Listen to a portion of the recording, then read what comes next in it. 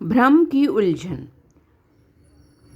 लोग समझते हैं कि हम ये वस्तु खाएंगे तो हम बहुत ताकतवर हो जाएंगे, ये वस्तु खाएंगे मेवा मिठाई, ये वस्तु दवाई खाएंगे तो ये खाकर बहुत जल्द मोटे हो जाएंगे। परंतु सच ये है कि अन्वेषण और अनुभव किया जाए तो इन बातों से कोई विशेष तथ्य नहीं दिखाई देते हैं।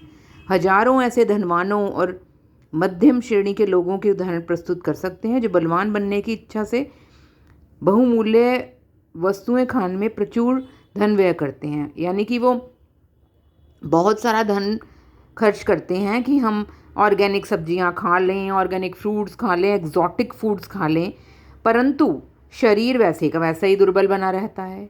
उसमें ना तो बल आता है, ना जीवन शक्ति बढ़ती है, डायबिटीज़ और हो जाती है, गंदी गंदी बीमारियां लग जाती है, कैंसर हो जाता है। लेकिन अमीरों या जो मध्यम वर्गीय लोग हैं वो सड़ सड़ कर मर जाते हैं। तो वास्तव में बल या शक्ति भोजन से नहीं मिलती। सुनो भाइयों, भोजन से नहीं मिलती। परमात्मा ने शरीर को, मशीन को स्वयं ही ऐसा बनाया है जो अपनी शक्ति से स्वयं चलती है।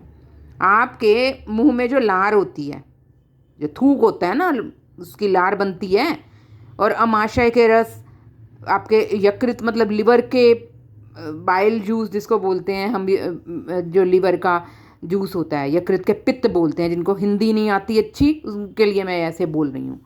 आदि वस्तुएं ऐसी हैं जो साधारण भोजन को अमृत बना देती है।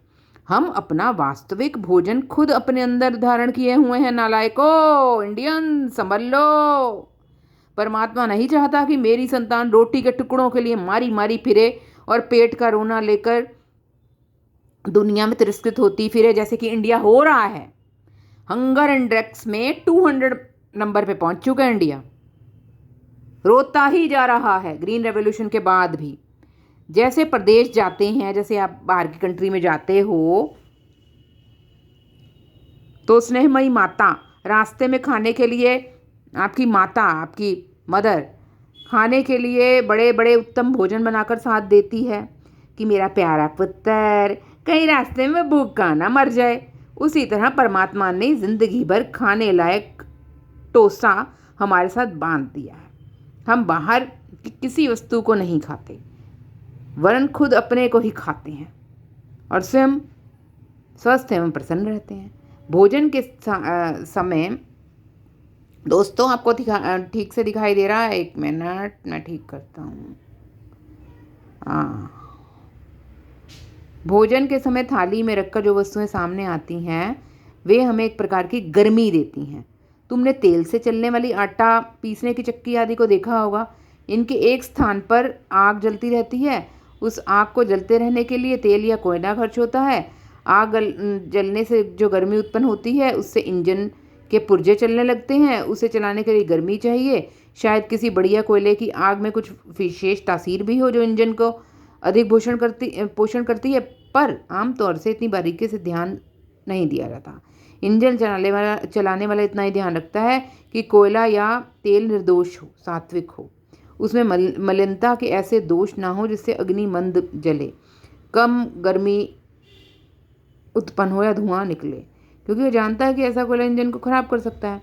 भोजन का उपयोग इसी तेल या कोयले की तरह होता है जिसकी गर्मी से शरीर का पहिया घूमता है। रस, रक्त और जीवनी शक्ति हमारे किसी उसी अक्षय भंडार से बनती है जो परमात्मा ने हमारे जन्म के साथ ही दिया है। यही वस्तुएं एक शक्ल से दूसरी शक्ल धारण करके शरीर में घूमती हैं और जिस वस्तु की आवश्यकता समझती हैं उसे अनंत प्रकृति में से खींच लेती हैं। विज्ञान बतलाता है कि जितनी वस्तुएं हमें आँखों से दिखाई देती हैं दुनिया में रखी हुई हैं, उससे अनंत गुनी दुनिया सूक्ष्म रूप से आकाश में उड़ती पड़ती है।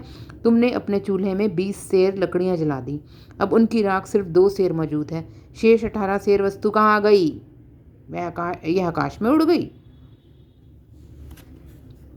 अगर आप ऐसे ही